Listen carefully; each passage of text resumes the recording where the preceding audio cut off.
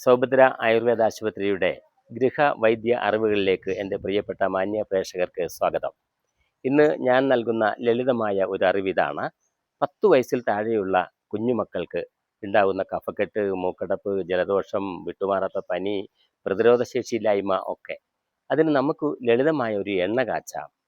ഒരു പിടി തുളസിയില, ഒരു 10-15 മണി കുരുമുളക്, ഒരു 1/4 ടീസ്പൂൺ നല്ല ജീരകം അഥവാ ചെറിയ ജീരകം, ഇത്രയും കുത്തിച്ചതച്ച് 300 ml വെളിച്ചെണ്ണയിൽ ഒന്ന് നന്നായി തിളപ്പിക്കണം. അത് ഗ്യാസിൻ്റെ ഫ്ലെയിം കുറച്ചിടണം, വളരെ ലേറ്റായിട്ട് ഇടണം, പതുക്കെ തിളയ്ക്കട്ടെ. തിളപ്പിച്ച് ഒന്ന് തിളച്ച് കഴിഞ്ഞ് തുറന്നു വെച്ച് തണിയിച്ച് അരിച്ച് കുപ്പിയിലൊഴിച്ച് 2 കല്ലുപ്പിട്ട് വെക്കുക. എല്ലാ ദിവസവും കുട്ടികളെ ഈ എണ്ണ തലയിൽ തേച്ച് പച്ചവെള്ളത്തിൽ കുളിപ്പിക്കുക. ചൂടുവെള്ളം വേണ്ട, പച്ചവെള്ളത്തിൽ കുളിപ്പിക്കുക. 2-3 ദിവസം കുറച്ച് മൂക്കൊലിപ്പൊക്കെ ഉണ്ടാവും, അതൊന്നും പേടിക്കേണ്ട, പ്രയാസമൊന്നുമില്ല, ഒക്കെ മാറിക്കോളും.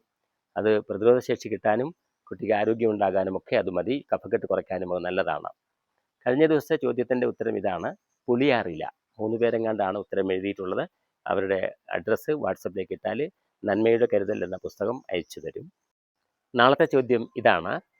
നമ്മുടെ ശരീരത്തിലെ നീരിനെ കളയാൻ ഒരു ഔഷധ വൃക്ഷമുണ്ട്.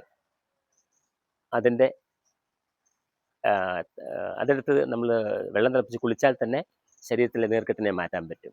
ഏതായിരിക്കും ഔഷധ വൃക്ഷം? ഉത്തരം അറിയിക്കുക. നമ്മളുടെ ഗൃഹവൈദ്യ പാഠപുസ്തകം വാങ്ങാത്തവർ ഇനിയും വാങ്ങിവെക്കണം. അതൊരു വലിയ ചികിത്സകനായിരിക്കും നിങ്ങളുടെ വീടുകളിൽ. എല്ലാവരുടെയും വീടുകളിൽ അത് വാങ്ങിവെക്കണം. മലയാളവും ഇംഗ്ലീഷുമുണ്ട്. എക്കാലവും ഈ നൽകിക്കൊണ്ടിരിക്കുന്ന നല്ല അറിവുകൾ അതിലുള്ളത് നിങ്ങൾക്ക് നോക്കി നിങ്ങൾക്ക് തന്നെ തുടക്കത്തിലെ ചികിത്സിച്ച് രോഗം ഭേദമാക്കാൻ കഴിയും. നന്ദി, നമസ്കാരം.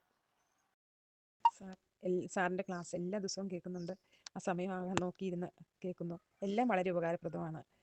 പിന്നെ അതുപോലെ ഓരോരുത്തരും അസുഖങ്ങളൊക്കെ പറയുമ്പോൾ സാറ് പറഞ്ഞു തന്ന മരുന്നുകൾ അവർക്ക് പറഞ്ഞു കൊടുക്കും. അവർക്കും അത് ഉപകാരപ്രദമാകുന്നുണ്ട് സാറേ. എല്ലാത്തിനും ഒത്തിരി നന്ദി.